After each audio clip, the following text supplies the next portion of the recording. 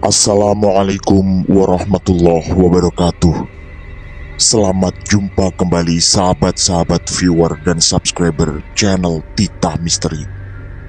Kali ini kami akan membawakan sebuah kisah misteri dengan judul Pesugihan Nyi Blorong Tumbal Anak Demi Harta. Selamat mengikuti.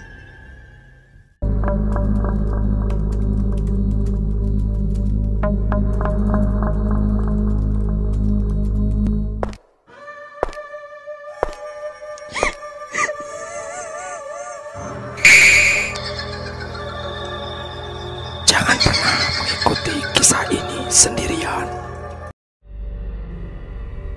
Jawa Timur 1985. Perkenalkan, namaku Kartomo dan orang-orang biasa memanggilku Pak Tomo. Sebenarnya aku lahir dari keluarga yang cukup berada. Dan saat aku menikah, bapak memberi warisan sawah yang lumayan banyak. Dari 4 saudaraku, masing-masing dari kami menerima sekitar 5 hektar sawah. Selain itu, ditambah pula dengan beberapa ekor sapi dan kambing. Setelah 10 tahun pernikahan, aku dikaruniai 2 orang anak. Anak sulungku yang laki-laki kuberi nama Purwanto, dan adiknya adalah perempuan yang bernama Ida. Dengan warisan sebanyak itu, sebenarnya keluargaku hidup dengan berkecukupan. Bahkan bisa dibilang aku adalah salah satu orang terkaya di desa ini, yaitu kampung halaman Warni istriku yang jaraknya sekitar 10 km dari kampung halamanku. Semuanya berjalan normal dan biasa, sampai petaka mulai terjadi ketika aku terpengaruh beberapa warga desa yang memintaku untuk mencalonkan diri sebagai kepala desa. Awalnya aku tak menghiraukan, karena menurut sepengetahuanku, penghasilan seorang kepala desa juga tak seberapa. Tapi banyak yang membujukku dengan alasan kalau aku menjadi kepala desa, maka derajatku di mata masyarakat akan semakin tinggi. Hari demi hari berlalu, dan semakin banyak orang yang membujukku tentang hal itu. Salah satu yang membuat mereka memintaku adalah sosok Pak Samin, kepala desa yang sedang menjabat dan akan mencalonkan lagi. Menurut banyak orang, dia adalah kepala desa yang terlalu sombong dan banyak menggelapkan bantuan untuk masyarakat. Dan menurut mereka, sejak aku tinggal di desa ini, banyak warga yang mengaku senang dengan tingkah lakuku yang sopan. Dan menurut mereka juga, aku adalah orang yang mudah bergaul dengan siapapun. Tak pernah memandang dan memilih orang, walau aku termasuk cukup terpandang secara ekonomi. Sampai akhirnya, aku pun terpengaruh dengan itu semua. Karena Warni juga tak setuju, dia pun menghubungi ketiga saudaraku. Kebetulan ketika itu bapak dan ibuku sudah meninggal. Seperti juga Warni, kakak dan kedua adikku juga sama sekali tak setuju tentang rencana pencalonan ini. Mereka bahkan mencontohkan kehidupan kepala desa kami yang jauh dari kemakmuran begitu menjabat. Namanya Pak Sadi, yang terkenal sebagai seorang kepala desa yang jujur. Karena ternyata penghasilannya tidak seberapa, beliau sering mengeluarkan uang sendiri untuk kebutuhan warga. Namanya memang harum, bahkan terdengar pula sampai ke desa tempatku tinggal. Tapi secara ekonomi, kehidupannya justru menurun sejak menjadi kepala desa. Hanya saja, semua alasan itu tak bisa kuterima. Dan pendek kata, aku nekat mencalonkan diri walau harus mengeluarkan banyak sekali biaya, termasuk menjual beberapa petak sawah dan sapi. Mas Bambang, kakak tertuaku, hanya berpesan, Kalau kamu memang nekat ya sudah, tapi jangan sampai bikin malu keluarga kalau terpilih ya. kalimat itu diucapkan sambil menatapku dalam-dalam. Dia juga mengingatkan bahwa jabatan sebagai kepala desa adalah amanah yang sangat berat, yang bisa menjerumuskan banyak orang jika tergiur oleh hal-hal yang tidak baik, termasuk penggelapan yang konon banyak terjadi di mana-mana. Aku pun mengangguk yakin ketika itu. Di hari-hari menjelang pemilihan, aku tak memperhitungkan lagi berapa uang yang keluar, termasuk biaya-biaya tak terduga yang ternyata sangat besar. Setiap malam, banyak warga berkunjung ke rumah yang tentu saja membutuhkan konsumsi. Tak jarang, mereka minta uang dan rokok sambil mengiming-imingi mimpi bahwa di semua dusun namaku sudah terdengar dan bahkan diperkirakan menang dengan mudah. Aku pun terbuai dengan segala mimpi dan mulai membayangkan menjadi kepala desa yang sangat dihormati warga.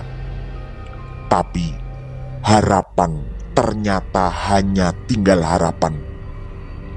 Apa yang telah kukeluarkan sama sekali tak sebanding dengan hasil yang kudapat. Aku kalah telak dalam pemilihan yang di kemudian hari aku tahu bahwa amplop yang kubagikan banyak tidak sampai pada warga.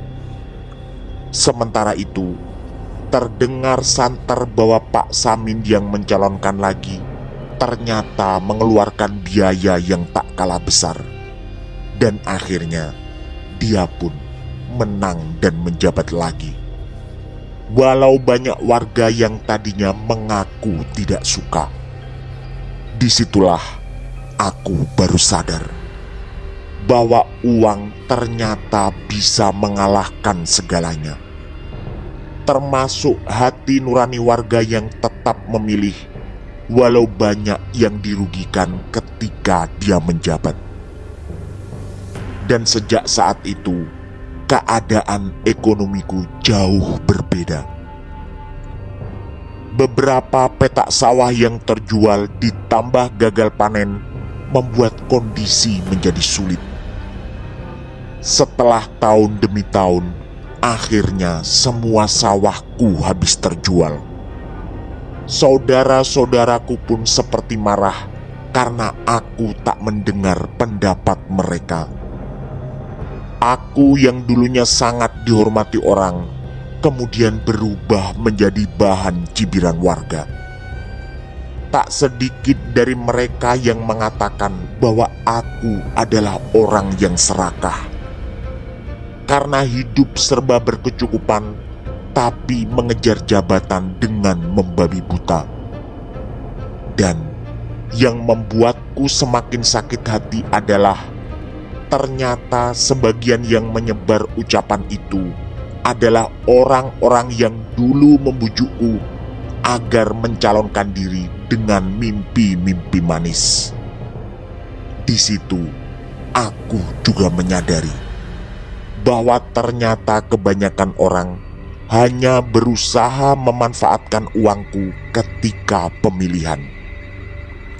Bahkan ada 2 orang anggota tim suksesku yang langsung membeli sepeda motor baru.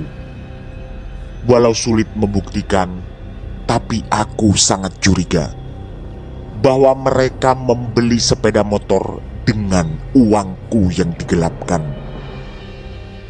putaran roda kehidupan kemudian benar-benar menempatkanku di bawah. Hari-hari di rumah sering kuisi pertengkaran dengan Warni, istriku. Sampai akhirnya, karena tak tahan dengan itu semua, aku pun berpikir untuk menceraikan Warni. Untungnya, saudara-saudaraku berhasil membujuk agar aku mempertahankan rumah tangga. Mas Bambang bahkan mengancam, jika kali ini pendapat mereka tak didengar, maka persaudaraan di antara kami akan putus. Aku luluh dan lalu minta maaf pada Warni. Kondisi rumah tangga menjadi jauh lebih baik dan tenang, tapi tidak dengan kondisi keuanganku. Sampai akhirnya aku memutuskan untuk bekerja keluar kota demi mengembalikan semua yang telah aku habiskan. Yanto, salah satu teman masa kecilku yang kini tinggal di desa sebelah, mengajakku ke Kabupaten Banyuwangi. Dia mengatakan bahwa di sana ada pekerjaan yang penghasilannya lumayan. Tanpa pikir panjang, aku pun memutuskan untuk ikut bersamanya. Singkat cerita, kami berdua telah sampai di Banyuwangi. Ini adalah tempat yang benar-benar baru bagiku. Aku juga masih bingung karena kami harus berganti 3 kendaraan. Mulai dari bis, angkot, dan yang terakhir adalah ojek. Awalnya bayanganku adalah bekerja di pabrik atau semacamnya. Tapi begitu kami mulai memasuki hutan, aku tak lagi yakin dengan bayangan semula. Bahkan banyak pertanyaan dalam hati, terutama pekerjaan apa yang ada di tengah hutan seperti ini. Sampai akhirnya tibalah kami di sebuah desa kecil. Terlihat ada gapura besar terbuat dari susunan batu di hadapan kami. Tampak akar-akar tumbuhan yang menjalar dan menempel di gapura itu. Mungkin gapura itu sudah berumur ratusan tahun. Begitu memasukinya, ada perasaan berbeda seakan kami berada di dunia lain. Di sana lalu tampak rumah gubuk berjejer sepanjang jalan yang kami lewati, dengan pemandangan warga desa yang tersenyum sangat ramah. Aku belum bertanya pada Yanto sebenarnya kemana tujuan kami. Sampai di tengah-tengah kampung, Yanto bertanya pada salah seorang warga. Maaf Pak, rumahnya Mbah Bayan di mana ya? Jujur, aku sebenarnya agak terkejut dengan pertanyaan itu. Dia yang awalnya menjanjikan pekerjaan, tapi saat ini yang dia tanyakan justru adalah rumah seorang kakek. Tapi itu semua ku tepis dan tetap membuatku tak bertanya pada Yanto. Aku lalu hanya bersandar pada sebuah keyakinan bahwa tak mungkin Yanto memberiku pekerjaan yang sulit mengingat kedekatan kami berdua. Dengan tersenyum ramah, warga itu mengantar kami ke rumah yang dicari. Tak lama kemudian, sampailah kami di depan rumah berdinding kayu. Rumah itu tampak lebih bagus dan lebih besar dari kebanyakan rumah di sana.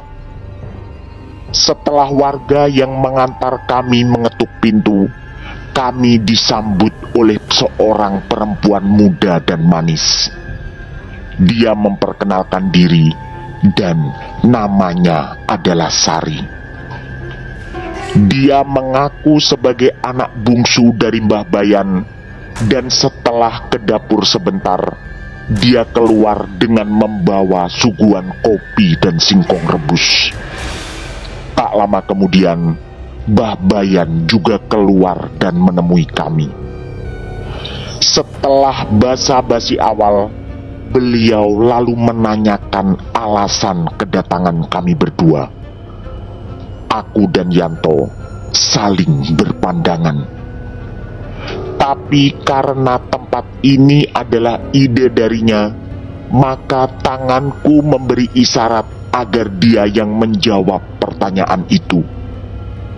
Yanto pun memulai ceritanya. Dia menjelaskan keadaan ekonomi kami berdua yang sedang dilanda kesulitan.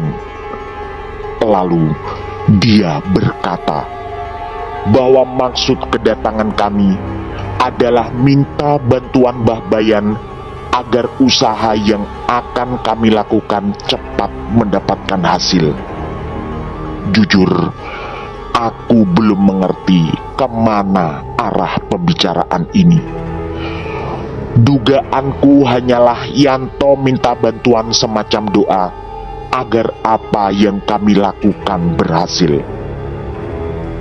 Mbah Bayan lalu menyanggupi permintaan Yanto dan kami berdua diharuskan bermalam di sana. Sampean berdua harus menginap.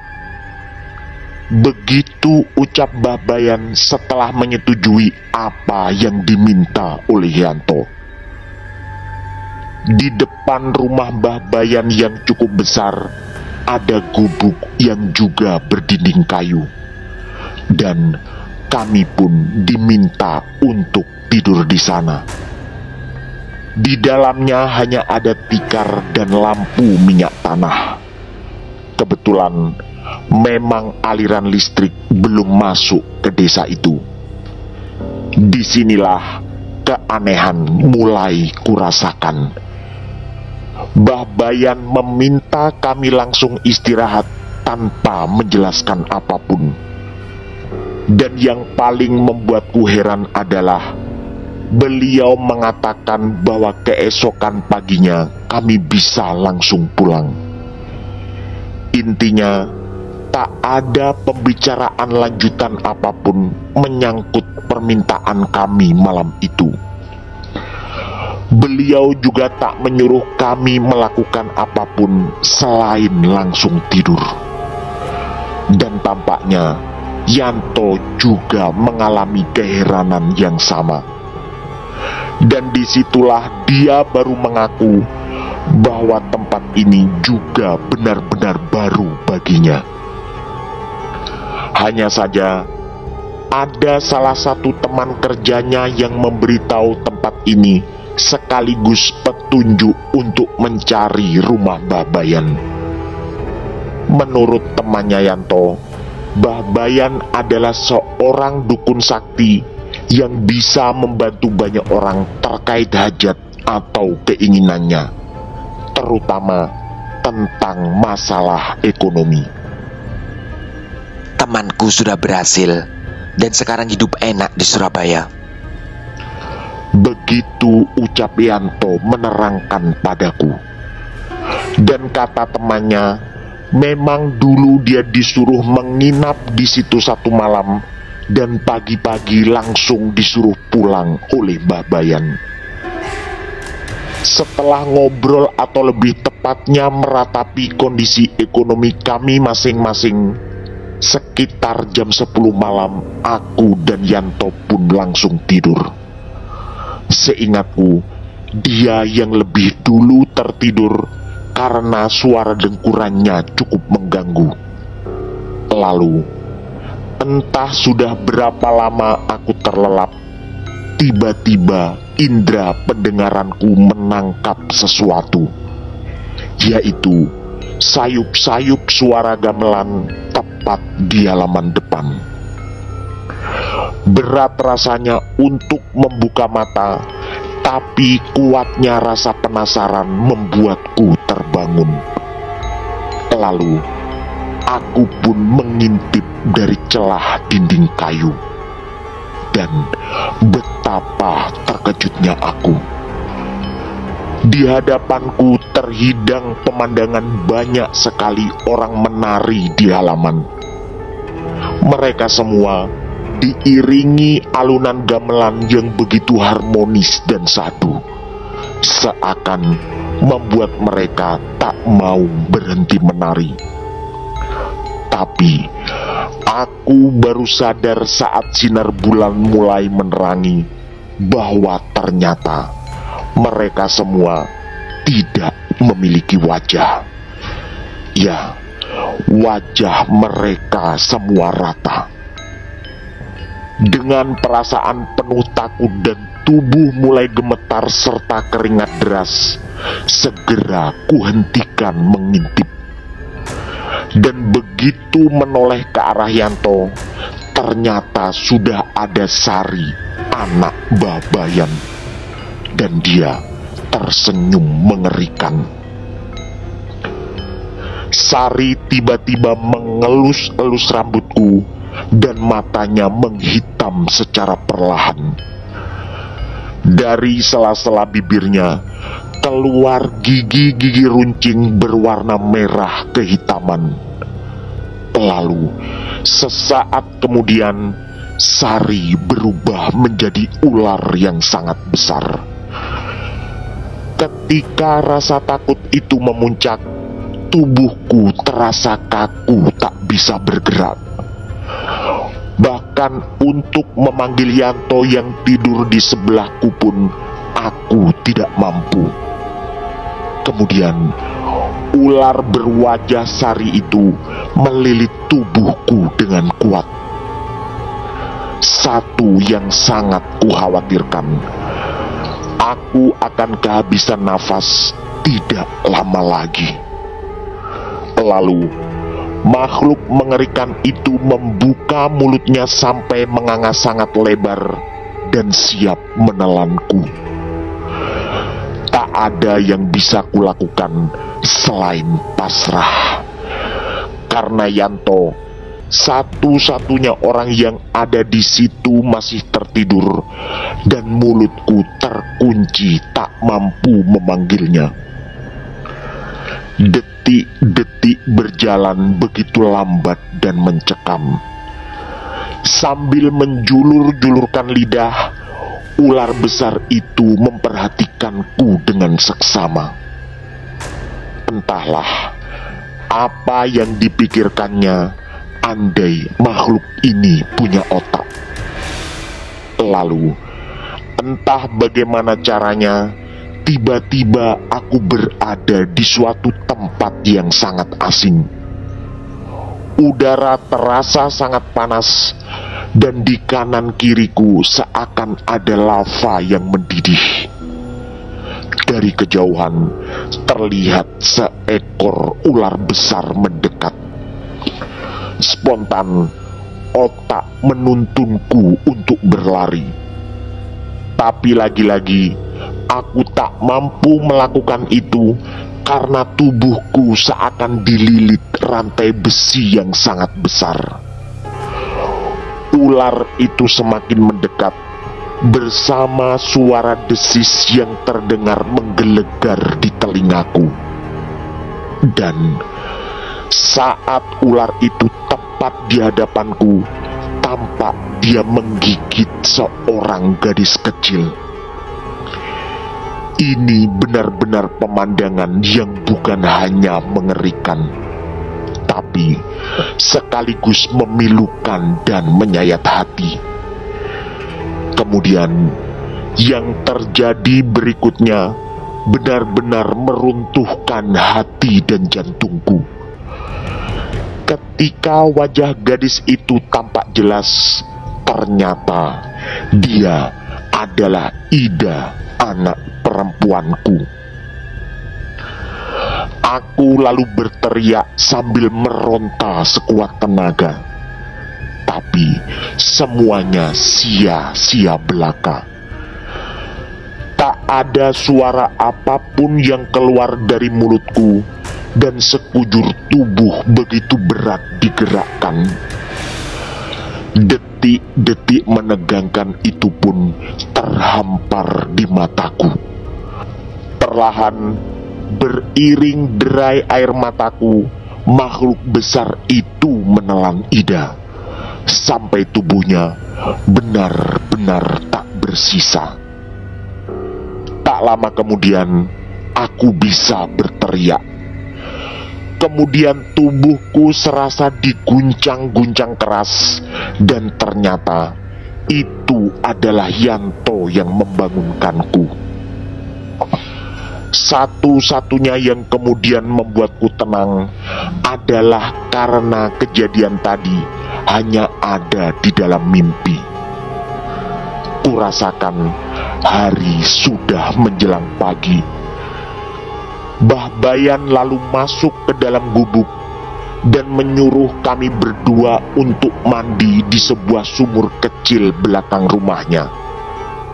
Lalu Mbah Bayan mengatakan sebuah kalimat yang benar-benar tak kupahami sekaligus membuatku ketakutan. "Salah satu dari sampean sudah dipilih," sambil memandangi aku dan Yanto secara bergantian. Karena tak ingin kembali terjebak dalam ketakutan, aku memutuskan untuk tidak menceritakan mimpi tadi malam, baik kepada Yanto maupun pada Mbah Bayan. Setelah mandi, kami disuruh sarapan. Dan tak lama kemudian dengan nada setengah mengusir, Mbah Bayan menyuruh kami pulang. "Sampean berdua harus pulang sekarang." Kalimat itu diucapkan dengan nada tegas, yang tentu saja aku dan Yanto tak berani menanyakan lebih lanjut. Dan sesaat sebelum kami benar-benar melangkahkan kaki, Mbah Bayan berpesan agar kami tidak menengok ke belakang, apapun yang terjadi. Dengan penuh keraguan dan rasa takut, aku dan Yanto pun mengangguk bersama-sama.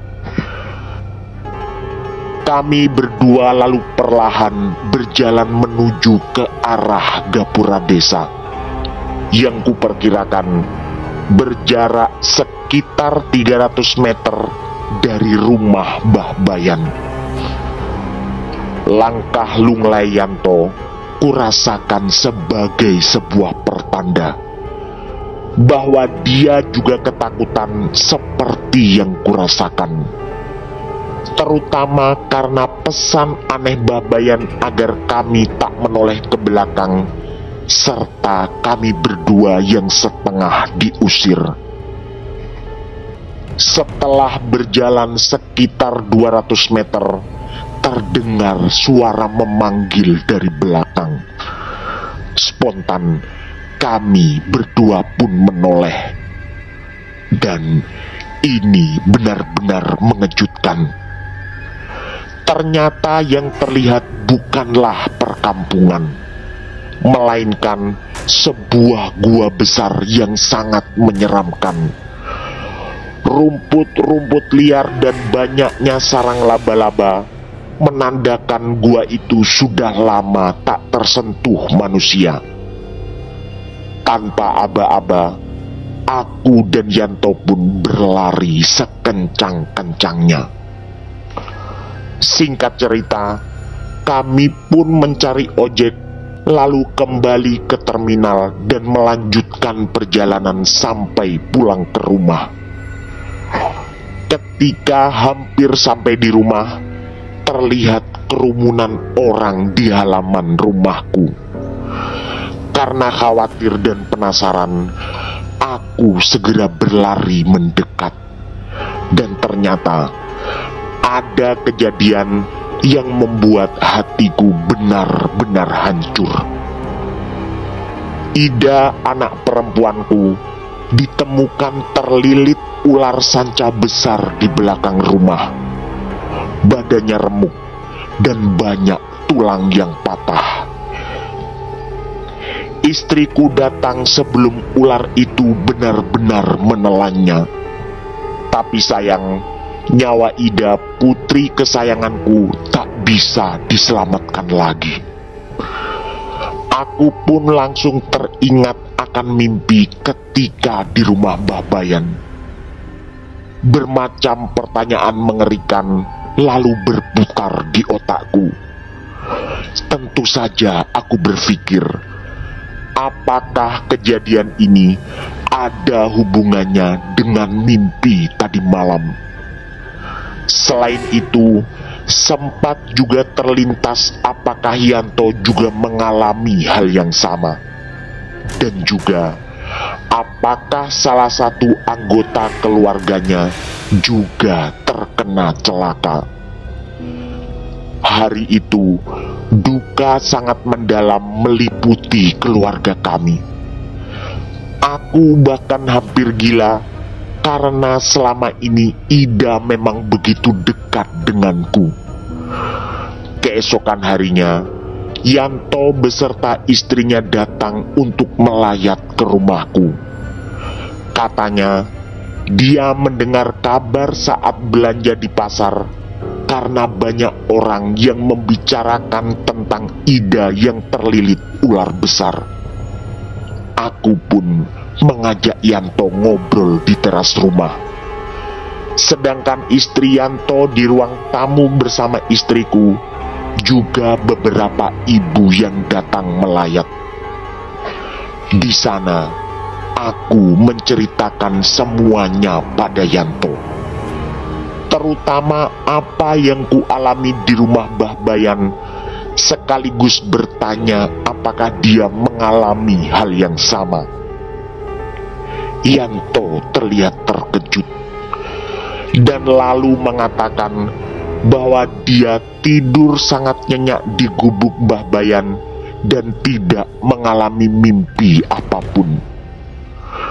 Kemudian, sambil matanya menerawang jauh, dia bergumam bahwa mungkin inilah yang dimaksud oleh Mbah Bayan, yaitu salah satu dari kami berdua memang sudah terpilih. Aku dan Yanto pun berpelukan sangat erat. Dia berkali-kali minta maaf karena telah mengajakku ke Banyuwangi. Tapi aku sadar bahwa Yanto sama sekali tak berniat buruk karena sama-sama ingin mencari penghidupan yang lebih baik. Hanya saja takdir membawaku ke nestapa luar biasa seperti ini. Hari demi hari berlalu dan kami mulai melupakan kesedihan atas meninggalnya Ida. Aku dan istriku memutuskan untuk membuka warung nasi di dekat pasar bermodal uang pinjaman dari saudara-saudaraku. Baru seminggu warung itu buka, pembeli sudah sangat ramai. Bahkan di bulan ketiga, aku harus membuka cabang di beberapa kecamatan, termasuk di desa tempat Yanto tinggal. Ketika pembukaan cabang di sana, kusempatkan singgah di rumah Yanto. Dia lalu bercerita bahwa sepulang dari Mbah Bayan, kondisi ekonominya semakin parah dan semua usaha yang dijalankannya selalu gagal total, termasuk gagal panen ketika mengolah sawah yang luasnya juga tak seberapa. Bahkan beberapa bulan kemudian terdengar kabar anaknya harus putus sekolah karena kendala biaya. Karena kasihan, aku lalu membantunya dengan mempekerjakan di warungku. Bahkan karena kedekatan sebagai sahabat, upahnya kulebihkan dibanding pekerja yang lain. Tapi entah kenapa, Sepertinya hal itu tidak cukup membantu.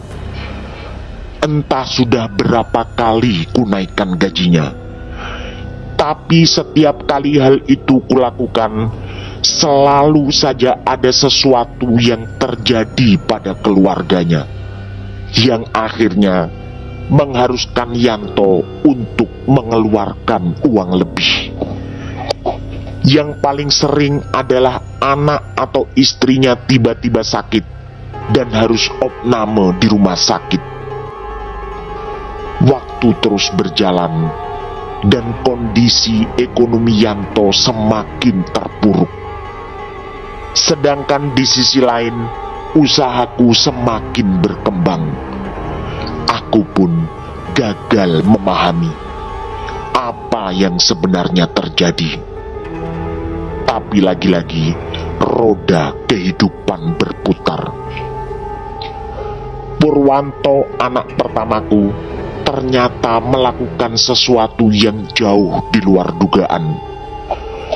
Mungkin karena pengawasan dan pendidikan yang kurang, dia pun terlibat aneka kejahatan. Dari mulai menghamili anak gadis desa sebelah, sampai terlibat masalah hukum karena peredaran barang-barang terlarang. Mulai dari situ, usahaku perlahan menurun. Sampai puncaknya, Purwanto minta dinikahkan dan memaksa mengadakan acara besar-besaran. Sebagai satu-satunya anak yang tersisa, istriku pun menurutinya. Tak lupa, kami memberikan uang besar untuk modal kehidupannya. Tapi ternyata uang memang bukanlah solusi terbaik. Karena penyakit nakal lamanya belum sembuh, Purwanto harus beberapa kali berurusan dengan pihak berwajib, sampai semuanya benar-benar menguras hartaku. Dan kisah pilu perjalanan hidup ini berlanjut dengan meninggalnya Warni, istriku. Tak ada yang aneh ketika dia meninggal. Tapi kepergian Warni benar-benar membuatku merasa sebatang kara, karena Purwanto juga sudah sibuk dengan kehidupannya, dan dia jarang sekali menjenguk bapaknya. Sampai di tahun 2023, ketika umurku 73 tahun, kuputuskan untuk membagi kisah ini pada tim channel Tita Misteri. Jujur, sampai saat ini aku belum benar-benar paham apa yang terjadi sekitar 38 tahun yang lalu. Sebagai orang tua, aku hanya ingin berbagi pesan bahwa di luar sana banyak iblis jahat yang ingin menyesatkan manusia. Dan yang tidak kalah penting, jangan pernah berpikir bahwa harta adalah solusi dari semua masalah. Satu lagi penyesalan besar dalam hidupku. Ketika peristiwa itu terjadi, aku memang jauh dari agama. Sebagai seorang muslim, aku hampir tak pernah bersentuhan dengan sholat, kecuali kadang-kadang Jumatan di masjid, yang itu pun tidak rutin setiap minggu. Sampai akhirnya perjalanan waktu mengingatkanku bahwa sekuat apapun kita sebagai manusia, sesungguhnya tak ada daya dan upaya kecuali atas kehendak yang maha kuasa. Berkali-kali pula dalam rentang puluhan tahun itu, aku mendengar kisah tentang Nyi Blorong, yang konon adalah makhluk gaib berpenampakan ular yang kerap berhubungan dengan alam manusia. Setiap kali mendengar itu, aku selalu menangis mengingat kejadian tragis yang menimpa Ida.